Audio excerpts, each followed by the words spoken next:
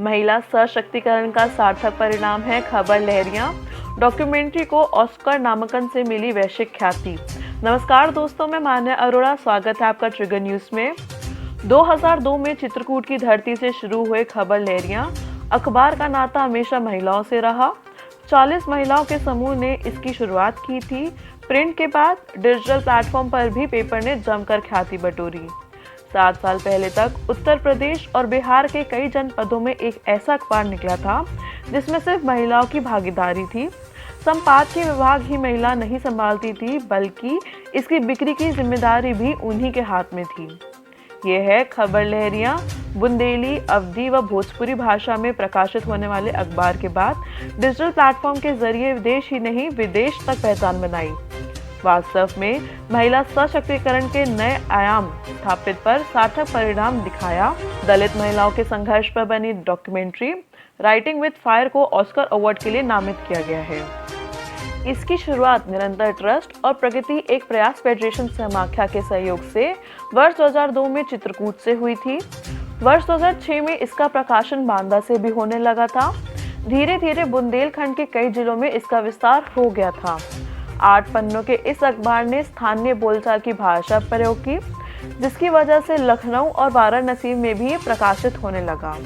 बुंदेली के बाद अवधी और भोजपुरी भाषा क्षेत्रों में इसकी अच्छी पहचान हो गई थी। इस अखबार की संस्थापक संपादक रही मऊ निवासी मीरा जाटव कहती हैं कि जिस अखबार को खून पसीने से सींचा था, उसमें बनी डॉक्यूमेंट्री राइटिंग विद फायर को ऑस्कर अवार्ड मिलने पर बहुत खुश हैं। कहती हैं, उन्होंने 40 ग्रामीण महिलाओं का एक समूह बनाकर अखबार शुरू किया था, जो रिपोर्टिंग एडिटिंग के साथ घर घर तक अखबार पहुंचाया था। इसकी ख्याति इतनी हो गई थी कि उसका विस्तार बिहार तक करना पड़ा था। वहां पर भोजपुरी भाषा में खबर लहरियां स्थानीय महिला प्रकाशित करती थी। अखबार को बोलचाल की भाषा के कारण पहचान मिली थी। हालांकि 2015 में अखबार बंद हो गया था। अब मोबाइल पोर्टल पर खबर लहरियां संचालित हैं। इसके लिए वर्ष 2008 में संस्थापक एनजीओ निरंतर को यूनेस्को किंग सेजोंग लिटरेचरी सम्मान से सम्मानित किया गया था। वहीं चित्रकूट की गुंजनपुरवा के रहने वाली वर्तमान संपादक कविता कहती हैं कि समूह में कोई आदिवासी तो कोई दलित है। सभी महिलाएं एकजुट होकर पत्रकारिता करती हैं।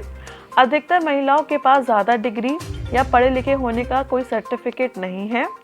वे समाज में अनछुए मुद्दे, सरकार के वादे, भ्रष्टाचार, महिलाओं के खिलाफ हिंसा, दलित आदिवासी के विषय और गरीबों व महिलाओं से जुड़ी समस्याओं को उठाती हैं। अब उनका अखबार पूरी तरह से डिजिटल है और स्थानीय भाषाओं में शुरू किया गया ये सफर आज अंग्रेजी भाषा में भी खबरें उपलब्ध करता है। जुड़े रहिए बाकी के खबरों के लिए। धन्यवाद।